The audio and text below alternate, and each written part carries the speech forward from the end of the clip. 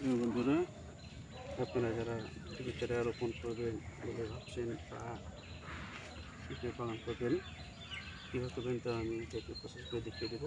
আমি আগেই মূলত করে রেখেছিলাম জীব সার, এমপি সার এবং জৈব সার দিয়ে। আপনারাও করে রাখবেন এক সপ্তাহ আগে, কমপক্ষে এক সপ্তাহ আগে। তারপরে এইভাবে আলোটা নিয়ে এটা একটু মাটির চাপ দিয়ে আলো গর্ত করে নেবেন, নিয়ে টপটা এইভাবে নিয়ে এইভাবে আলতো করে চাপ দেবেন।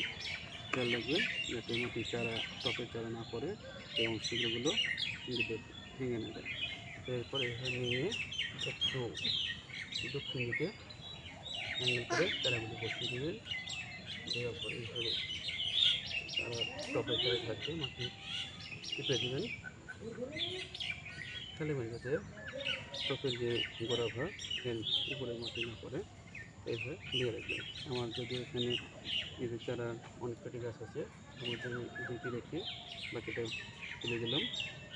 এর মধ্যে এরপরও একটু বড়ো হবে, শুধু মেয়ে গাছ থেকে পুরো গাছটি উঠিয়ে দেবো। এটি আমি লাগালাম হাইব্রিড শাহি পেঁপে চারা, যা লালচি কোম্পানির থেকে তৈরি। চাইলে আপনারাও শাহি পেঁপে লাগাতে পারেন, এটি অনেক ভালো মাংস রাখার জন্য। দেখেন চারাটি কত সুন্দর।